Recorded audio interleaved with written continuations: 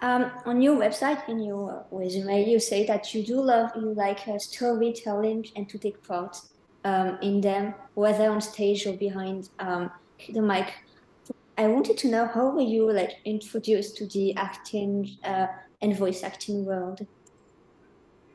Well, with I started off in theater acting, and the first time I ever saw a play, the play was called Arabian Nights, and it was at this community theater in my neighborhood, Hudson Guild Theater Company, and I was so enthralled by that show that the couple of next days, my mom loves to tell this story where I'm practicing for modeling class where, the balancing the book on the head and then walking with upright posture and all of that.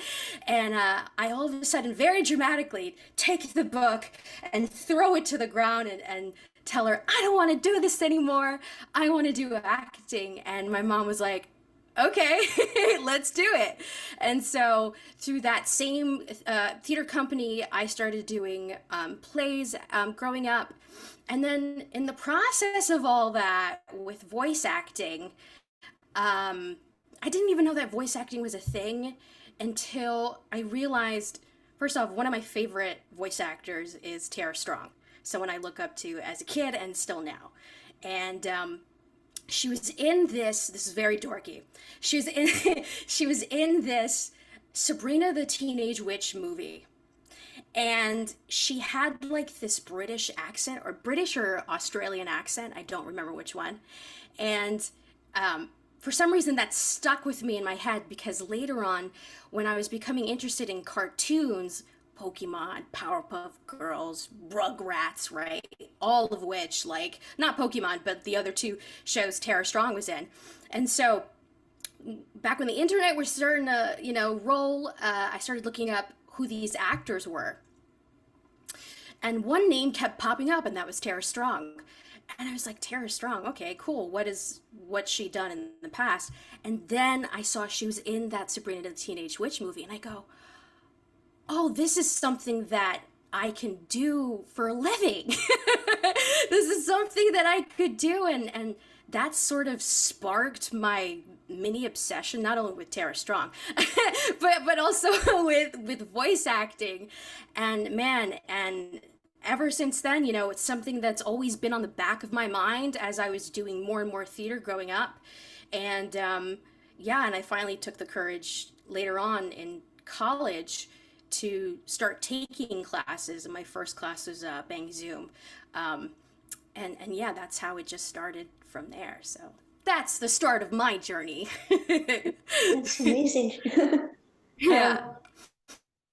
um, do you also have like so you just mentioned someone the appreciation you have for that voice actress. Do you have any like other voice actors who you look to, or like even like an admiration for someone, whether like in the cinema or like the theater, or for which maybe you take inspiration for different acting, if it makes sense?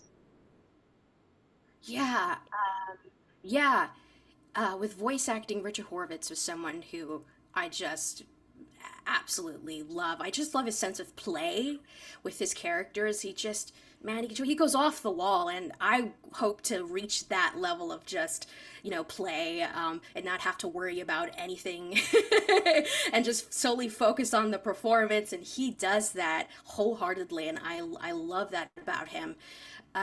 With other types of acting, for some reason, first off, I love actors who can do at once. Bertie Carvel is someone who is a Broadway actor in London, and his like first well-known role was Trunchbull in Matilda the musical, and so I became slightly obsessed with him. And so then his next thing in TV was, Jonathan Strange and Mr. Norrell, and that's one of my favorite TV shows. It's a limited series on BBC, and I just love that show. It's something that it's kind of like Pride and Prejudice for me, where I just watch it yearly. It's like my comfort show, and so Barney Cravel was wonderful in it. And then I found out that he does voice acting too.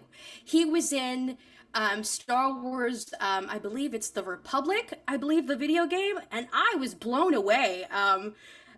That blew my mind. I know he does some other voice acting stuff too, but I was impressed that he was also voice acting, and I hope he does more voice acting, please, because he's really really good at it. He's good at like playing villainous roles, which is cool. I love that about him. But I wish he does more voice acting in the future. So yeah, those are my two that come to mind. So.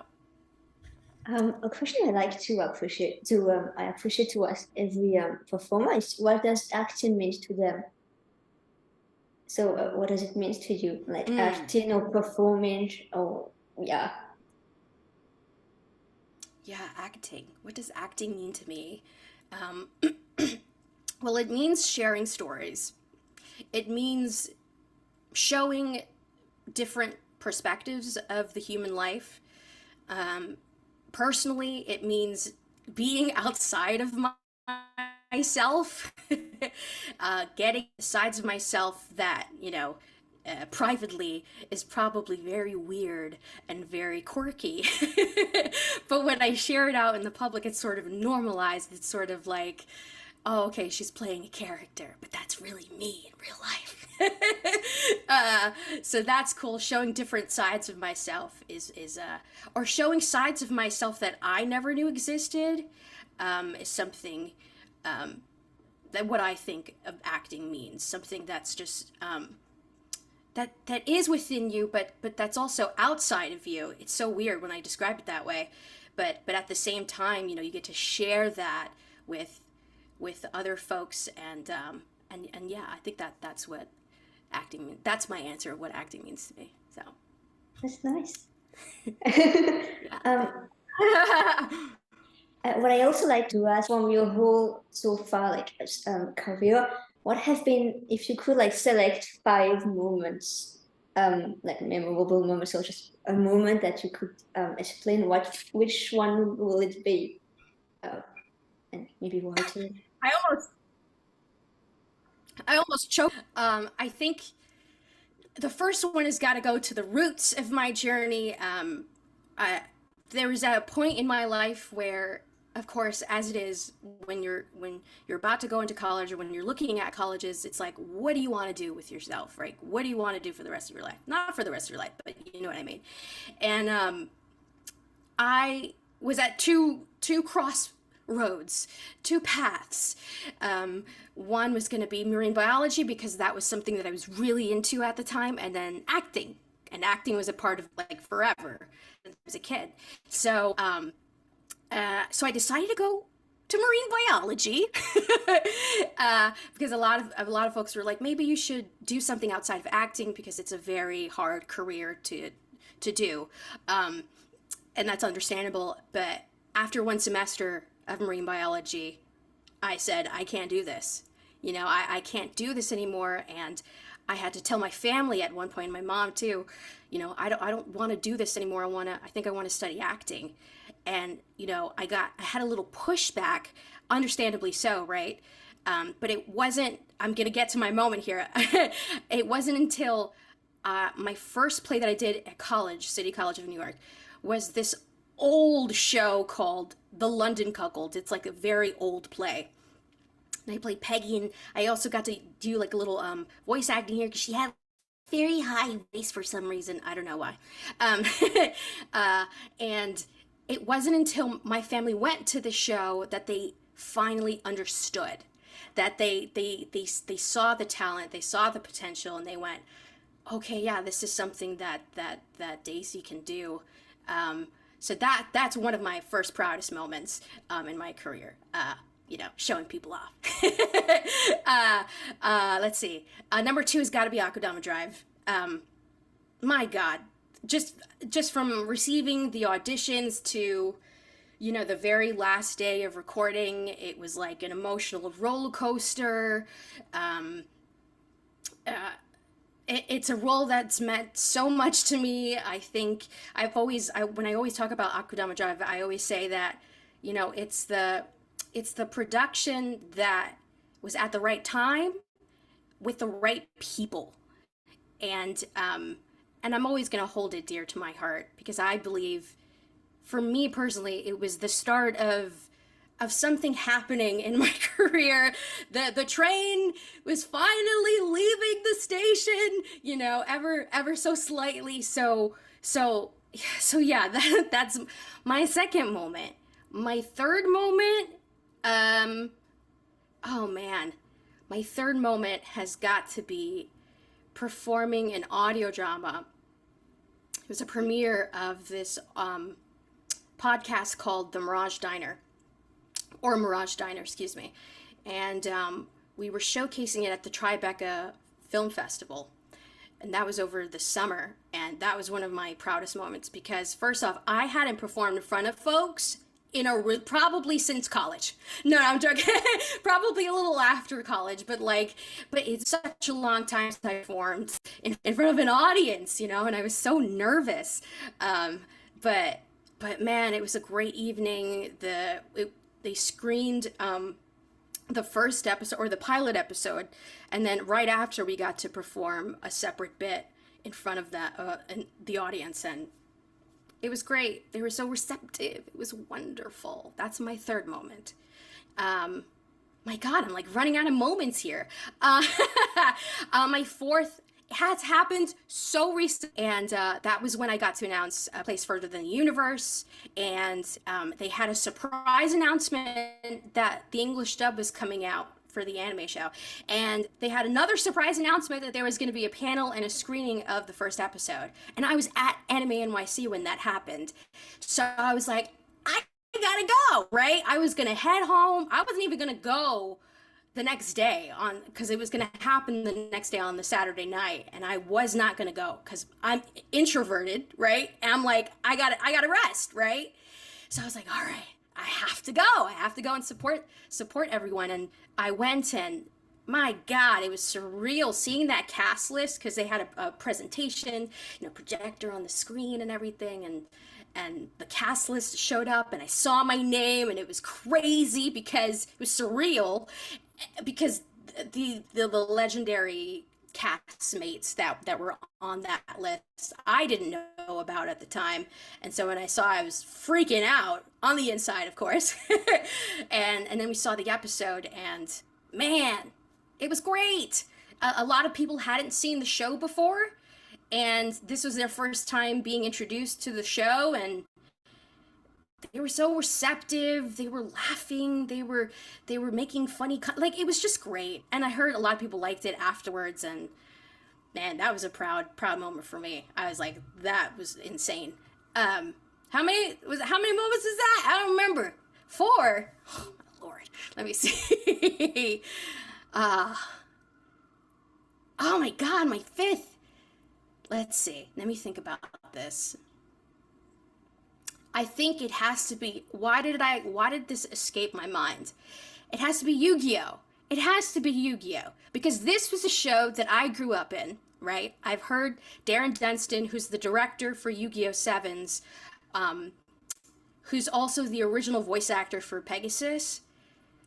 I heard him growing up. You know what I'm saying? So getting the chance to, first off, he's a teacher, so I took a couple of his classes.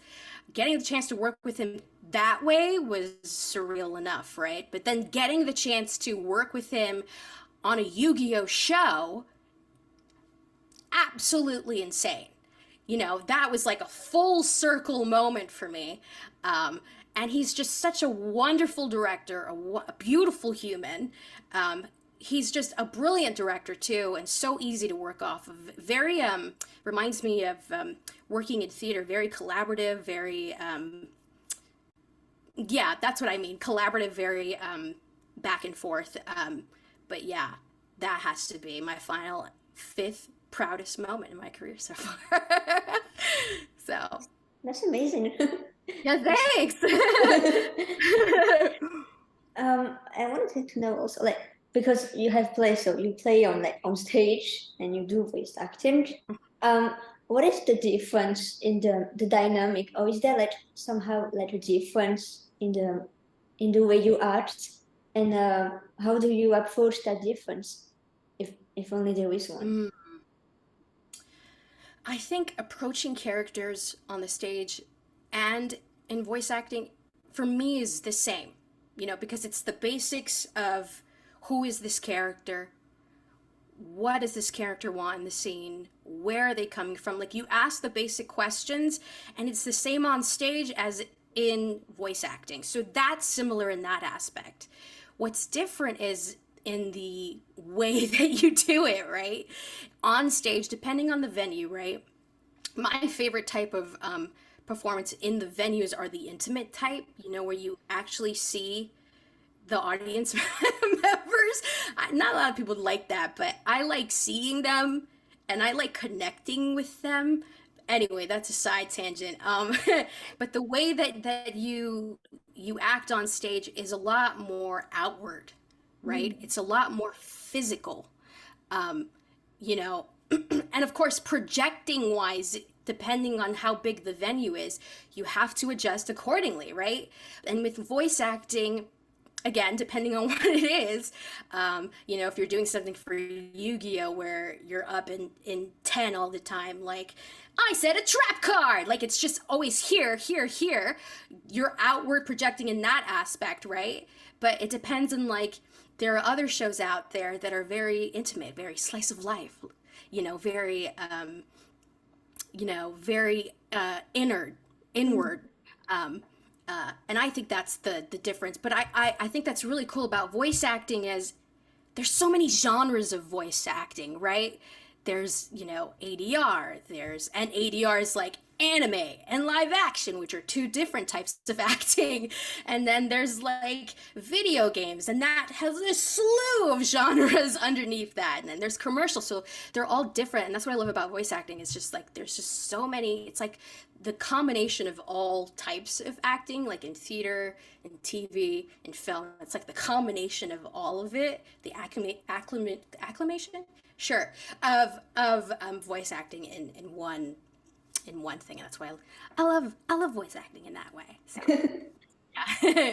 And is there like somehow like what's the difference when you do like when you voice, or is there like a difference when you voice, like for example like a commercial, a live, like a live action one, or like an anime? What is again the difference, and how you approach that? If again is there like a difference, and if it's different for you when you approach Yeah.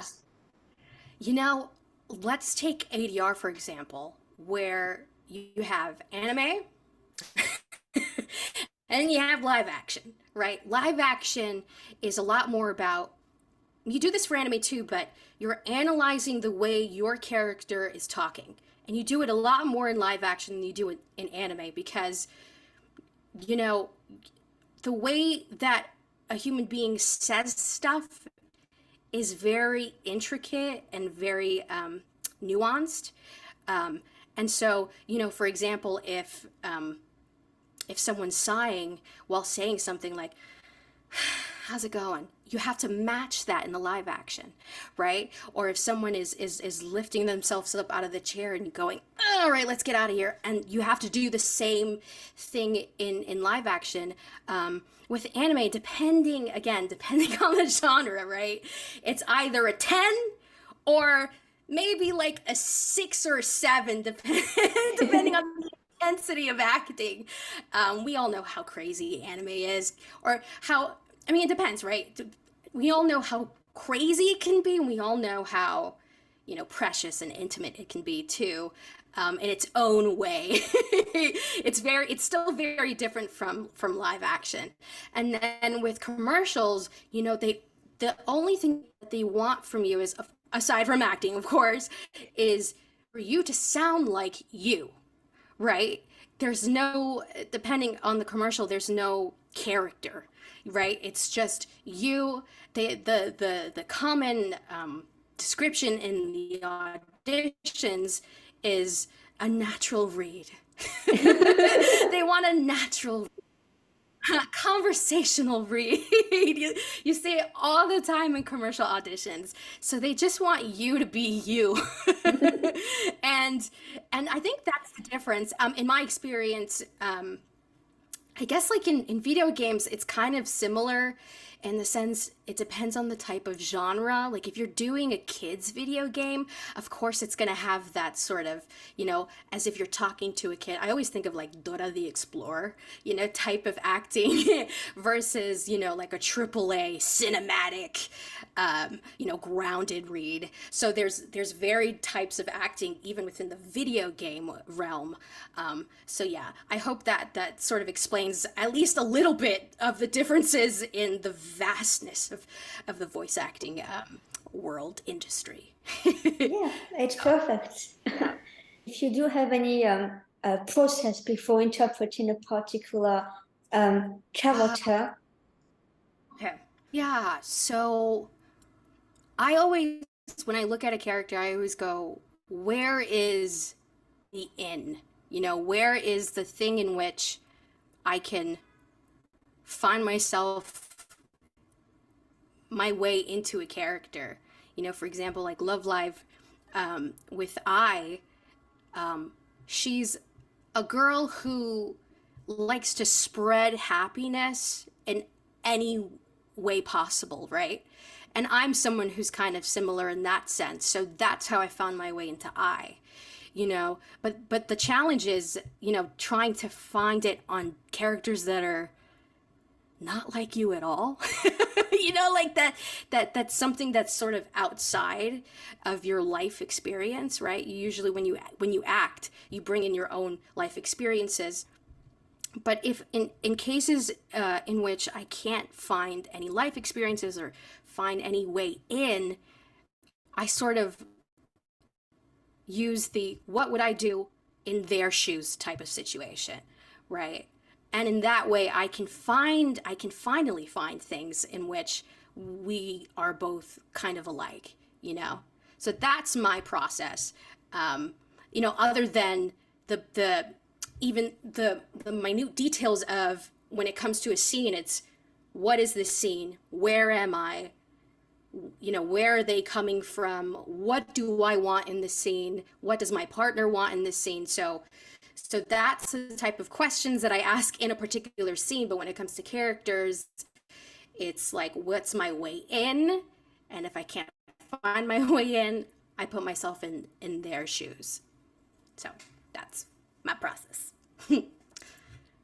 I'm going back to Akudama Drive, which you mentioned some minutes ago. If I'm not mistaken, the show was recorded from your home studio, I think. Yeah. How was the experience? Yeah, it was.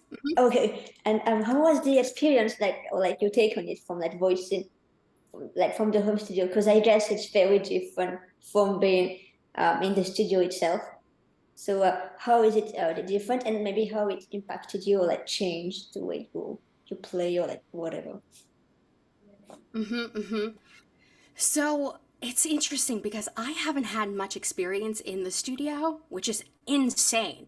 A lot of my work comes from home, and you know, it isn't really much different at home than maybe in a studio, because I've done like one or two studio gigs. To me, it's not much different. The only thing that I would have to worry about, other than the technical aspects of having a home studio, is because I live in New York City. I'm in an apartment. you know I have to worry about outside noises. I can hear a dog, I can hear a door slam, I can hear people talking. So I have to be wary about that type of stuff. When it comes to Akudama Drive, my God, that was, a wonderful experience. The way that it happens at home is the way that my studio is set up, is that I have a monitor to look at what's happening on the screen, and then I have a tablet for the script. So that's how I go back and forth in between. Working with Brittany Lotta and Matt Shipman has been wonderful. They both are from Coach Sound. They did the production of Akudama Drive.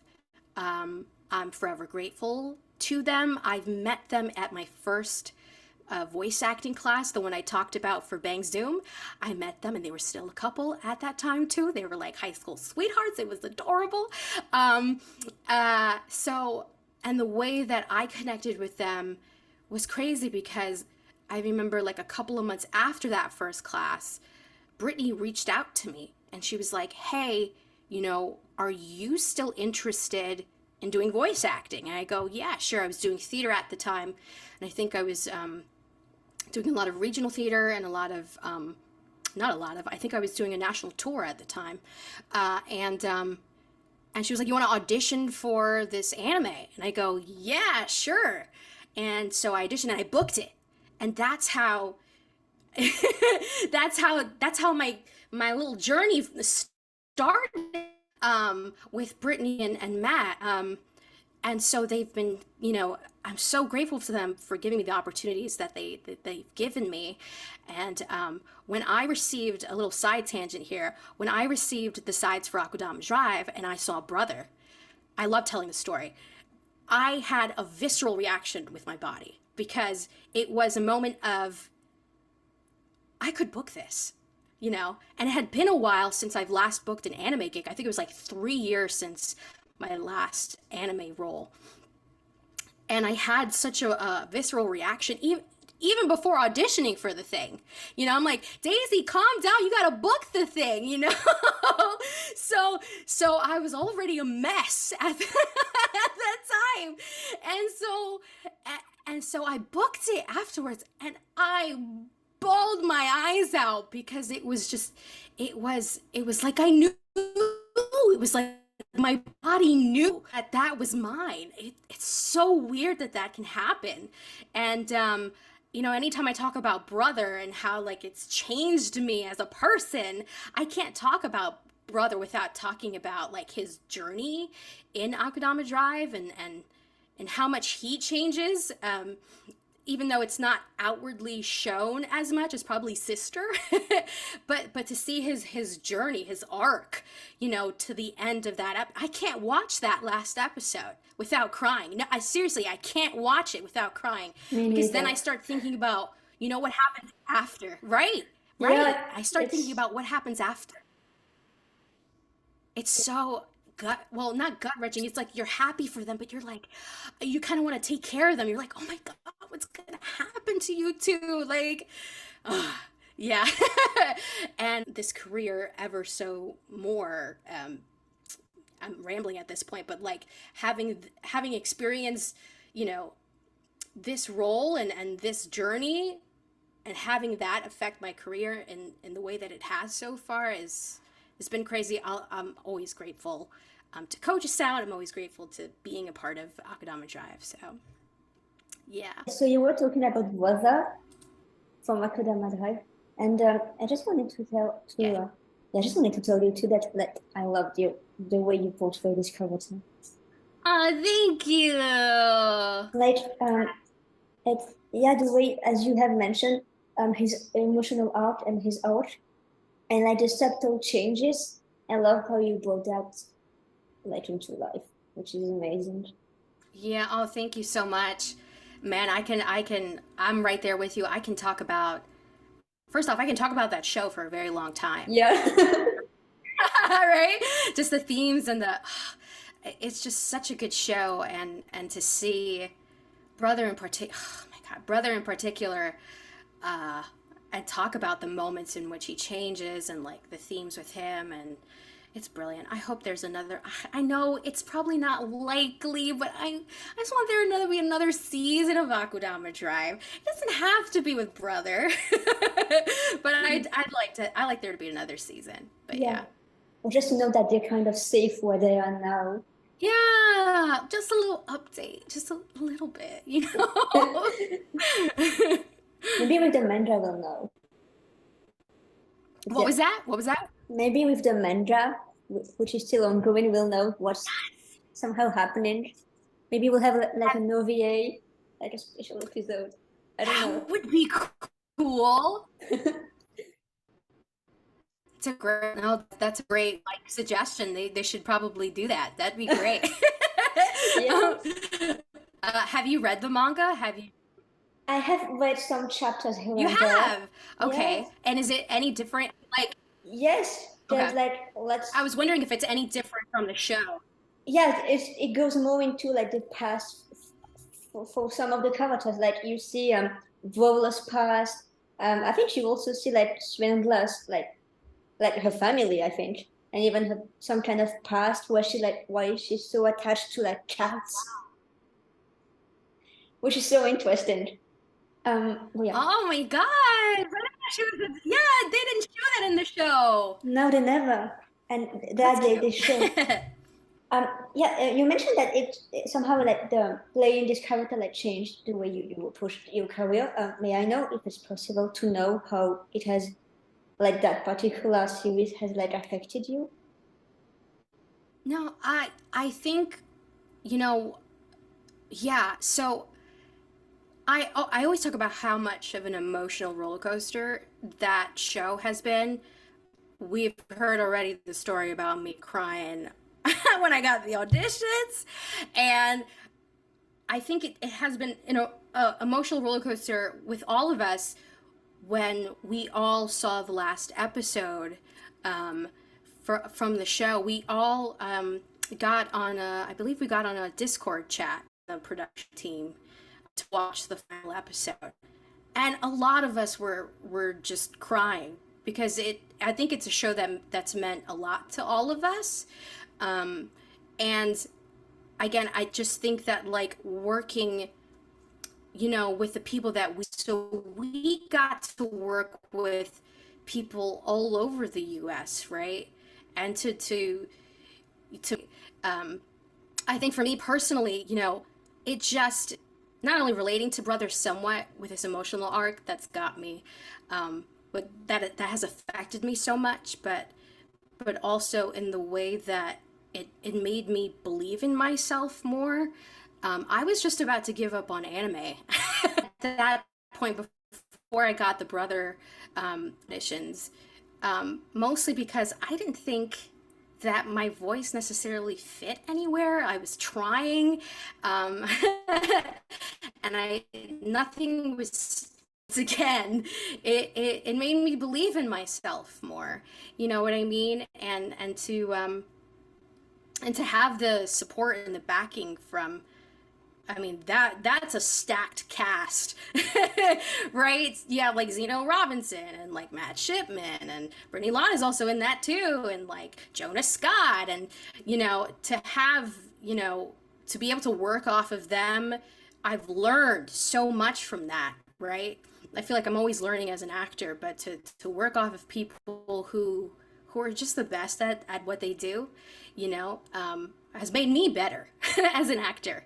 And yeah, that's how that's affected me, with Brother and with Akudama Drive. We all, I think when I look back at Akudama Drive, I think when you see the whole cast and how their careers progressed after that show, it's apparent like how much that show has affected everyone, but yeah. Yeah. Speaking of like recording, what has been some of the most most memorable moments, like or demos, during the booth, in the booth, or like on stage? If you have any memorable moments. Uh-huh. So I mentioned before that I was in a national tour. And I was in a national tour for it's a kids musical called Miss Nelson is Missing. And it's based off a kids series, a kid book series. And it was a musical. And just the opportunity to not only travel throughout the US, which the US is beautiful. Like, that was the first time I realized, like, God, this country's like freaking vast, and it's so like it's crazy. And then the different regions of the US, it's just beautiful. But also getting to perform in front of kids has been like such an experience that I've always kept dear to my heart, because performing in front of kids is a great. I feel like everyone should do it at some point. If you're an actor, I think you should perform in front of kids, because it's such a like precious experience. You know, with our national tour, we went to regions where theater programs were non-existent. You know, we performed in front of kids that have never seen a play before, let alone a musical, right? So giving them that first experience, and then like sort of receiving how, you know, receptive they are to to the show, and they're not afraid to let you know what they're thinking during the show. Like, you hear comments going, I don't like that person, or going, that person's funny. Like it's so great to hear that, those kinds of responses. And the way that they, when you see them after the show ends, right? Because sometimes we had to you know, go out in front of the kids and say hi to them in our costumes and character. And the way that they treat you, like it's like you're a rock star. It's like they've seen someone famous or something. Like as if, I don't know, like those characters and what they experienced meant so much to them that they're just so awestruck. And they talk to you so excitedly. I love that. I love that. And I hope one day I get to experience that again. I think, I don't know, there's just something so special about that. That's on the theater side of things. With voice acting in the booth, you know, one of the one of the special moments I've had is with Love Live. Megan Shipman is the director for Love Live Nijigasaki. And one of the things I always remember, first off, she's just a wonderful director. And she's so patient, and she's willing to give out advice. She is such a huge fan of Love Live. A huge fan of Love Live. So she knows like the actresses, you know, the Japanese voice actresses, and she can tell you like, you know, what singles that your characters are in, like the songs that are coming out for your character. Like she's like a massive fan. And I remember one of the special moments with her was we finished early for our session, and I remember like watching this like huge video on YouTube. I think it was like 10 minutes long, and we were just rocking out to one of the Love Live Nijigasaki concerts that they had on there. I didn't know any words at all, but I was just like jumping in the booth with her. She wasn't there in the booth with me, but she was just like singing on the other end of my headphones, and we were just rocking out. And of course, the engineer at the time, Stephen Hoff, he was just like, you know, there chilling vibe. But through her excitement, through Megan's excitement, like I sort of became more interested in Love Live too. Like, well, more specifically with the Nijigasaki, because of course I'm in that show. But yeah, but through her excitement, through her passion, I got interested a bit with with the Nijigasaki girls, and that was one of the moments that I'll never forget, because it just sort of started my little obsession with I actually have one of the recent I started collecting figurines and stuff like that. And so one of the recent ones, I don't know if, can you see that? It's in a poncho. Yes. And a sombrero. I love it. I'm half Mexican, right? And I was like, I have to get this. Yeah, I think she was in, they had like this travel series where each of the Nijigasaki girls went to a different part of the world where they got to vacation in. And I went to Mexico. Like, That's I went to Mexico. Like, it's crazy. So I was like, that can't be a coincidence, right? Thank you, universe, on that part. So I had to get that figurine. So yeah. So anyway, so my little moments with Megan Shipman have sort of started my little obsession with the Nijigasaki girls and with And so yeah. that's nice. And how was the experience voicing then voicing I for like Nijigasaki's and Love Mhm. Live? How was it like to portray her? Oh man, when I got the "you are cast" email, that surprised the heck out of me, because I never thought I'd get to voice someone as girly as a Nijigasaki girl, if you know what I mean. Like, Yeah. I'm a tomboy, right? But then finding out that I's similar. Like, I is someone who, she loves sports, and I loved sports growing up, right? And she's somewhat of a tomboy too, but she's someone who's also, girly and feminine at the same time, and that's sort of me in that aspect. And so I was able to, that was sort of my in with and getting to portray her character. What I love about is just her sense of optimism. She's so optimistic and so happy. Someone who at some points found it difficult to find that level of energy and happiness, right? Because like life likes to, coming at you in other ways in which you aren't feeling happy or you aren't feeling optimistic. In fact, I would say I'm sort of a pessimistic optimist. I'm sort of like both in between. So yeah. So what I love about voicing I was to sort of, see the optimism in everything, and to sort of, you know, um, to get to the things that you can get through in life through that optimism and through that happiness, and willing to share that with everyone around her. It's just precious. It's absolutely precious. And I hope they come back with another season of Love Live. So, yeah. That's nice. And Hmm. you have played some like boy character. Do you have any like Hmm. process voicing like boy voices? I always find it difficult. Two voices have been something that I've worked on for so long. When I was first doing like fan projects, um, I did something for like a My Little Pony fan project back in the day. And a lot of people were like, "You sound like Spike from My Little Pony." And I go, "What? What are you talking about?" I'm like, "Isn't that a boy voice? Like, what do you mean?"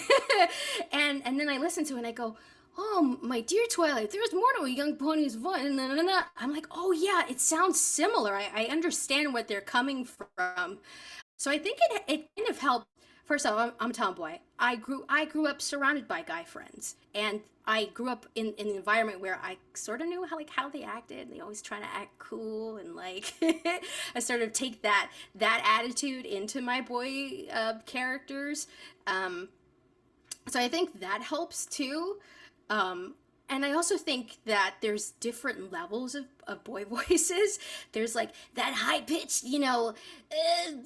boy character, in which I can't do. Props to people who can do it, because I feel like when I do that, there's like a sort of groveliness to my voice by the end of it. So there's like that, and then there's like, there's just like different levels. So like, with brother was very chest, you know, very chest voicey, down here. So he's coming from like, the typical anime boy voices out there. And also I think what helps too is the way that they talk, right? A 13-year-old boy teenager is going to talk differently from the way like a 7-year-old will, right? So I think that the way that they talk can also help with how, a boy voice sounds. So yeah, I can't describe how I can do the boy voices, but I hope that helps somewhat. Yeah, it does. In your career, Okay. as you were like performing, have you ever adopted like a particular accent on stage or like in the booth? And maybe which one? And also, if you would like to learn like a language or to learn like a particular accent, and if so, then which one? Yeah. Um, well, I have, first off, I'm from New York, right? So I'm gonna know how to talk New York. I talk with a New York accent. So there's that. I also have a Latina flair, right? So I also know how to talk with the Latina accent. That's another thing. Um, with theater, I know it taught me a little bit about RP. Um, and somehow for some reason I picked up the southern accent along the way. I think it was just about like like listening that southern typical southern accent. That's another one. I think that's it for all the accents so far. But I'd love to learn for language wise. First off, I took Japanese, okay, in college for several semesters. And as soon as it hit the kanji area, that's it. Like, it was so hard to learn after that, right? So I still retain a little bit of Japanese with the language, but not as much as I did in college. And I took a couple of semesters of Italian, and I took one semester because I found it too hard in high school of French. And so I'd like to pick French and Italian back up again because I find that the sound of that language is so beautiful. And I've also visited those areas. Well, I visited Paris, and then I visited several different places in Italy for vacation. And just, I love the culture there. I love the way that especially the Italians, they're very much like Latinos in that aspect. They're very like expressive with the way that they talk.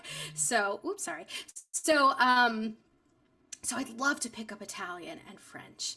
I just think they're beautiful languages. So, time will tell. We'll see. In A Place Further Than the Universe, which is an amazing series. I love it. But how is it like to play and again the experience voicing this character, or like being part of this project and all of this? Yeah, so this was another one that's like, oh, really?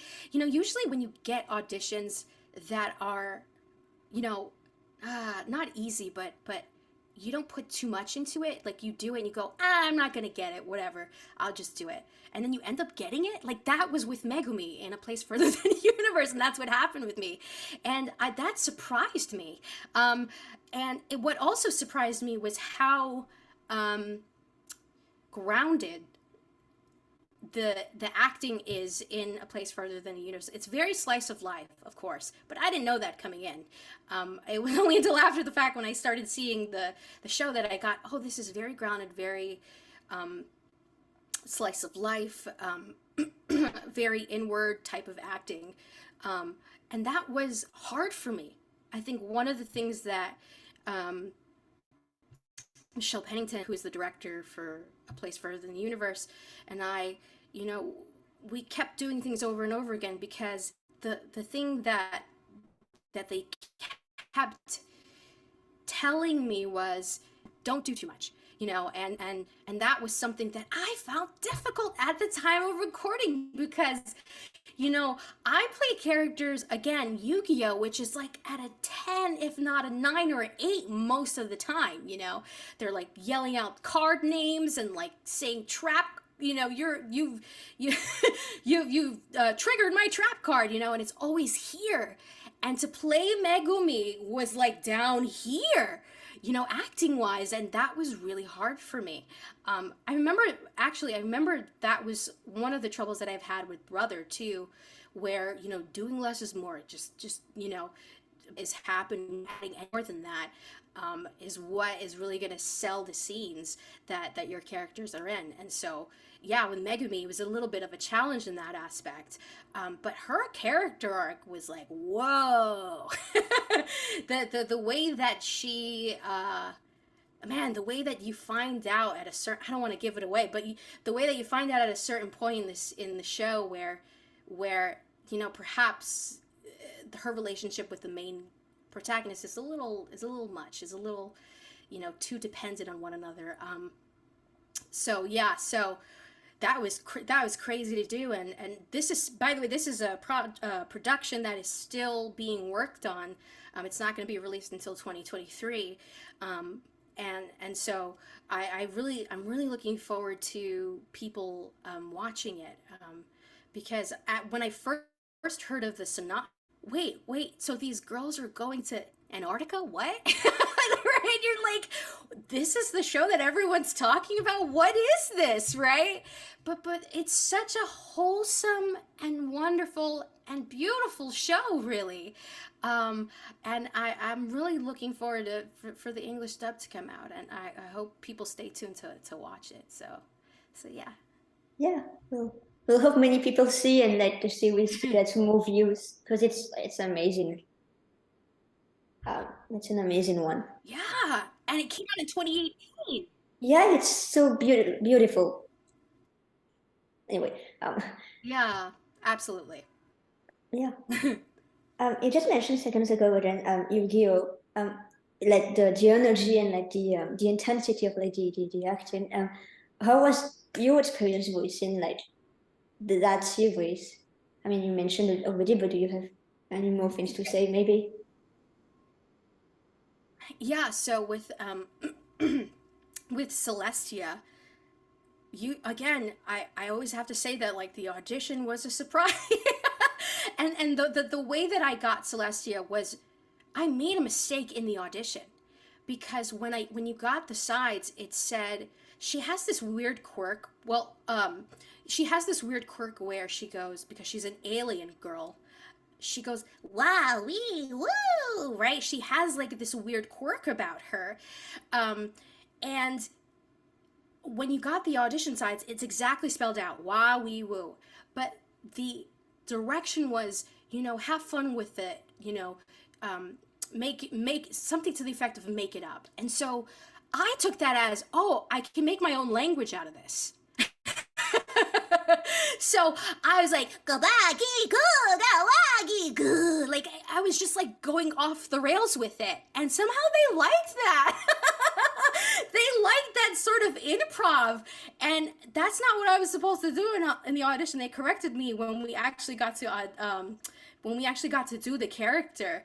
But sometimes, when you just do something that is sort of off the cuff but somehow still fits with the character, they'll be like, yeah, we like what you're doing, we're gonna book you for that. And so yeah, that I feel like with Celestia is another person who's quirky and not afraid to be herself, and again wants to share what she loves, which is ramen, right? She wants to share that with the people around her, and yeah, man, it was a wonderful. I love voicing Celestia, and I recently got to announce that I voiced Tara, who's again, the show is really weird and quirky in this aspect where Tara is similar to Celestia. She looks exactly like Celestia, but they're two separate people. And so she has her own quirkiness about her too, where Celestia goes, wow, wee, woo, right? So Tara goes, she again, the character design is like her costume is like a drill, right? So her little spiel is like so it so so she has her own sense of quirkiness too, and she's all about massages. This show is so weird in that way, but yeah, she's another one who's like Celestia, where she's just not afraid to be herself. She's just like, I'm gonna be my quirky self, and you're gonna like it, and who cares if you don't. But yeah, I love working on Yu-Gi-Oh. And again, working with Darren has been great in that aspect. Getting to, and actually the process of doing Yu-Gi-Oh is different. It's not to ADR. Usually with anime, you have the video in front of you with the flaps, right? But with Yu-Gi-Oh, because we're working in home, we were doing prelay. So we had no video. We're just acting out the scenes in like a prelay and an animation show similar to that. And and we got to, there were some instances where Darren would look at the flaps on his end to see if what I did fit in some instances, but other instances, we just got to do our own thing and be unique about these characters, and yeah, it's been artistically fulfilling in that aspect, to not have the flaps so constrict so much of the performance and just go all out. So That's nice. you did for like your audition some like improv, somehow an improvisation. Do you have how is the place? Like, can you do like improvisation while doing like voice acting? Or like Yeah, how? yeah. So it's usually so. What I did with Celestia was kind of a no-no. So don't follow my example in that aspect. But improvisation, like what we call is pre-life, right? So it's the moment before, right? So if you're annoyed with, I'm gonna use an example. So if you're annoyed with someone, and you know, for example, you go, what do you want, and that's, you can leave stuff like that in the audition, right? Or if you want to call someone over, you can improv by saying, hey you, yeah, you, come over here. You can add pre-life to it. The As long as you're following the script, I think it's okay to add that sort of improv. But if you're changing the script like completely, that's a no-no on that. Like they're just gonna be like, "What are you doing?" Don't Yeah. So don't do that. Add pre-life, or if you even want like in between lines, um, you can add some sort of pre-life in between lines or at the end of lines, but don't like completely change the script. So Of course, yeah. yeah. Do you sometimes break characters like in the booth or like on stage? And what is the most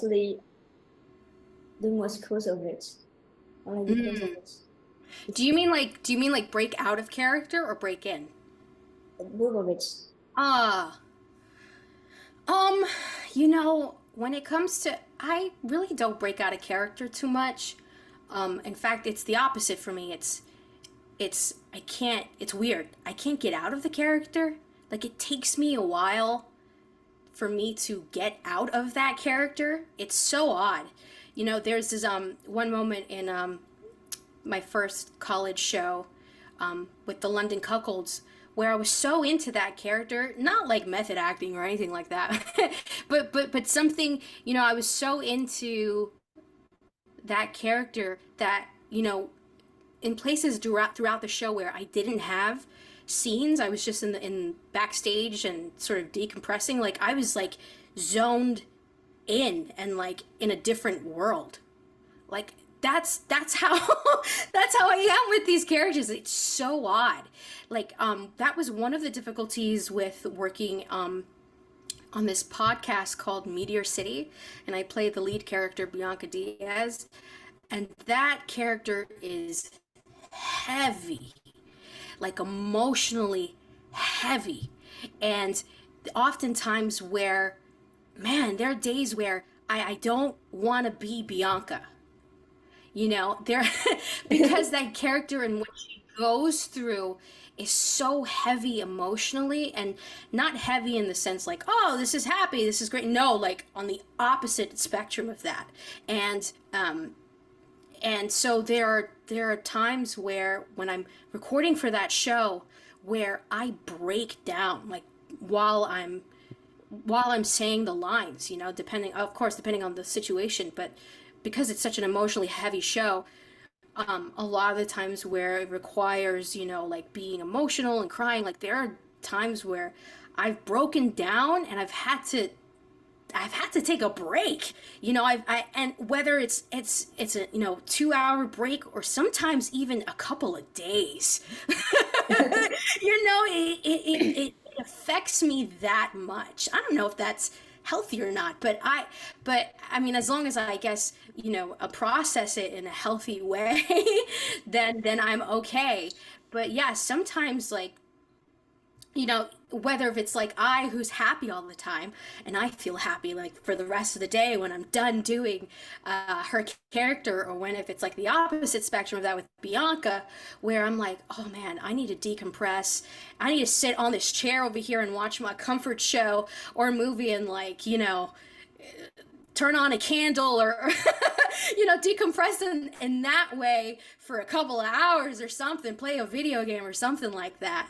So yeah, that's, I'm with characters. um it works for me. Yeah. Um, do you have voiced in I think Sasaki and Miyano, which is an LGBTQ series. How do you think is important, like to introduce like inclusion of like LGBT themes, cultures, if it has to some extent like a cultural impact, and how, or even like identities and inclusion of like was like different um places or like people, how is it like important to you when you see this, if it makes sense, Oh man, not particularly in that series, but like in general, whether it's like on stage sure. or like in general. Yeah. I think it's awesome because this year in particular, I feel like there's so many LGBTQ stories out there, and including Sasaki and Miyano. Like the way, man, this year has been so good with that. I quite frankly, especially with anime, I want there to be more. I want there to be more gay stories out there. And I'm always someone who will always speak up for representation, right? Whether it be for the LGBT community or for POCs. I always feel like we can bring our own experiences into LGBT stories or into POC stories. So why not, hire true to that representation? Probably on the audience level, it probably means the world to of people in those communities to see themselves being reflected in the media that they consume and that they watch or listen to. So I feel like it's so important in that aspect. And through, as an actor, like through an actor's perspective, I feel like it's so important to continue to talk about representation. A lot of people are tired of it, but quite frankly, I don't think we should stop. I feel like it should continue until, the playing field is fair, is even, is consistent throughout.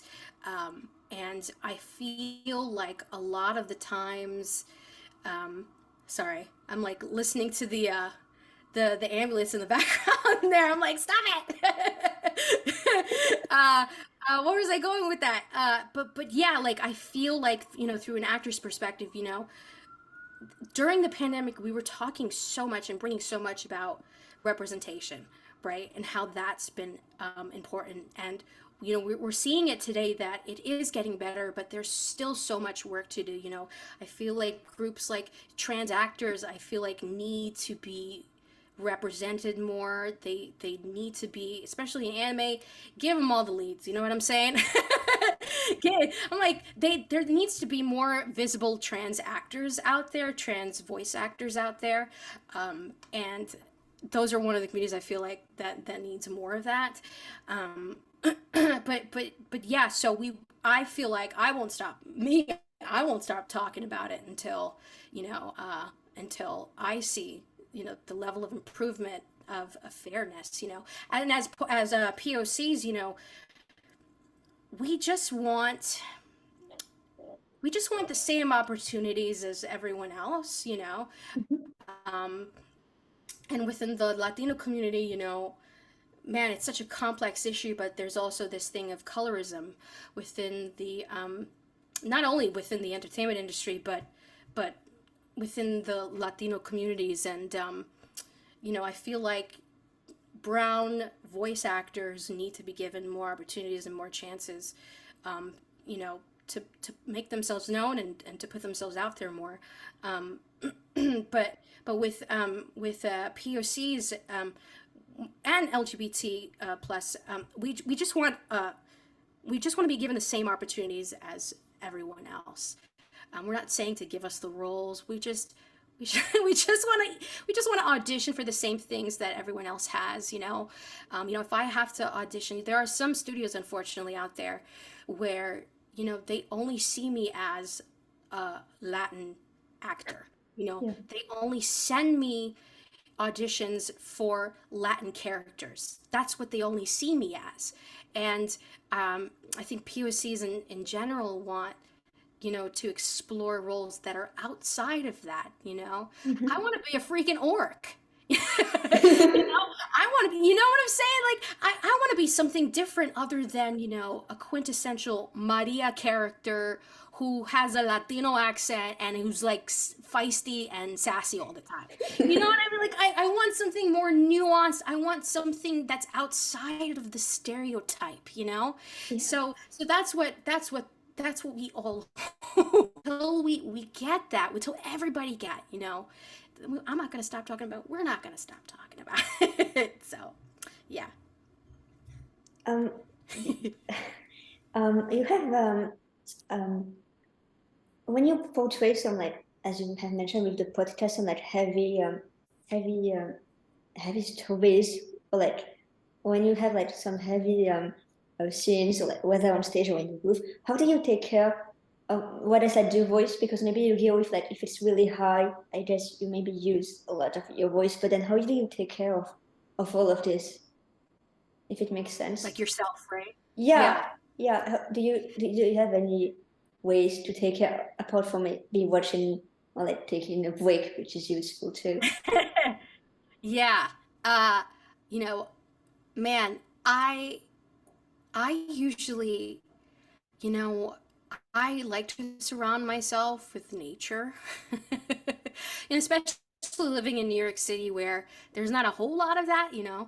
Central Park has been like sort of my go-to place. Sort of also like botanical gardens. We have uh, two major botanical gardens here in New York. There's one in Brooklyn and one in Bronx.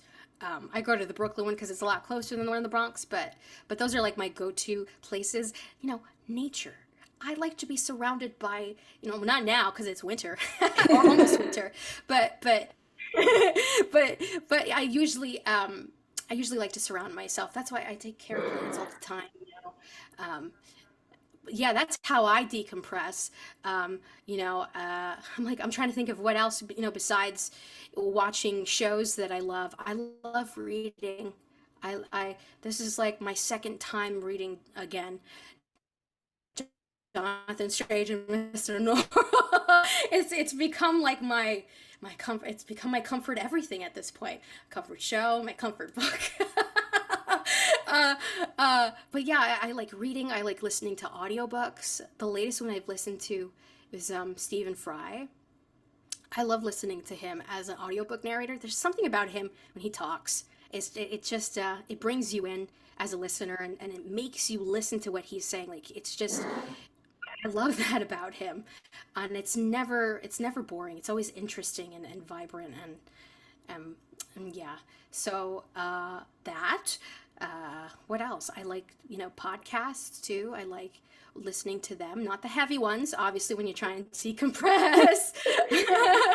um, but yeah, that's how I like to decompress.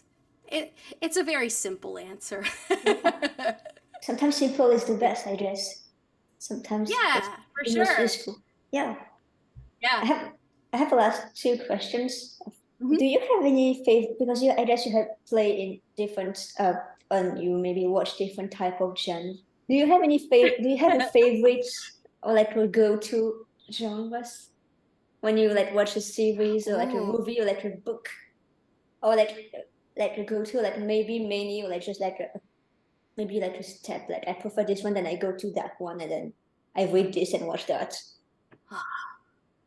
yeah, I love fantasy. Like the Rings of Power type. I love even in everything, right? In like podcasts and in watching shows and playing video games. I'm such a fan. Like The Witcher 3 is Mhm. so oh man. And this is how you know I'm like obsessed with fantasy because I there's like a tavern music playlist on on YouTube, and I listen to those types of music all the time. I like to imagine myself in different worlds, in fantastical worlds. I love that level of escapism is just ugh. I live for it. I like sci-fi too. Sci-fi, I love watching and reading sci-fi. Um, oh, what else? Like Halo. Like I'd love to be a part of like a Halo video game. I just love the like Halo 2 in particular is my favorite, and I'd love to be a part of a video game like that, like cinematic, and the dialogue was just fantastic. It's like every scene has a memorable line, like I need a weapon, or like don't make a girl a promise if you know you can't keep. See, that's how you know like how many times I've watched Halo 2, like the playthrough. I love Halo. So I'd love to be a part of that, but I love what else? My favorite genres are also like something romantic, like a Pride and Prejudice type. I love it. um, I love stuff like that. Um, uh, what else? Also dramatic stuff too. I love the drama. The drama. uh, yeah, those are my favorite genres. That's nice. Do you have any like dream roles, like dream character that you would like to that you have maybe never played that you would like to explore more, whether it's like on stage or in the booth or in a video game or whatever? If you have any Yeah. favorite Huh. ones. Yeah. I Well, I can't name any particular characters, but I'd love to be a part of Pokemon. As a childhood thing of mine that I've always wanted to be a part of. Um, it'd be cool to be like, I mean, it would be cool to be a main character or like one of the leads in that. But I also want to be like a gym leader or something, like something epic like that. you know, with an epic battle behind it. It'd be great. It's Pokemon. I love to be a part of Shonen. I want to be like a lead boy character in one of those. That'd be really neat. It's gonna happen. You heard it first. So when it does happen, I'm gonna refer back to you and be like, see, I'm putting it out there in the universe because I believe it'll happen one day. So that's another one. I'd love to be a part again with the fantasy. So like a Lord of the Rings esque video game, or like a Final Fantasy, like a JRPG, Fire Emblem. Oh man, I'd love to be a part of something like that. That'd be really really cool. Uh, yeah, those are my those are my the goals that I'm striving for. That's nice. Yeah. Well, this is the end of this interview. I wanted to thank you very much. And do you have anything else to add or to say? If you, I mean, if I want to give advice to people out there who want to start voice acting, other than the general, take classes, network, yada yada, I want you guys to be aware of that everybody's journey is different, and you got to be patient. Not everyone is going to have that same instant success that one person has. I'm someone who's worked at this for a very long time. People tell me all the time, oh, you've been working at this for so long and you're finally getting the recognition you deserve. Yeah, because slow and steady wins the race, I feel like, and if you believe in yourself, if you constantly believe in yourself, and you stay consistent with the work that you have to do, provided with the resources that you have, you will get there. I always, I'll be a bit of an optimist here and say that you can achieve your dreams if you continue to believe in yourself and to do the work, and the information is out there, right? The voice acting information is out there, and we have such a great community on Twitter, on Facebook. And if you have any questions, join the groups on Facebook, join the community on Twitter, and they're more than happy to help you out.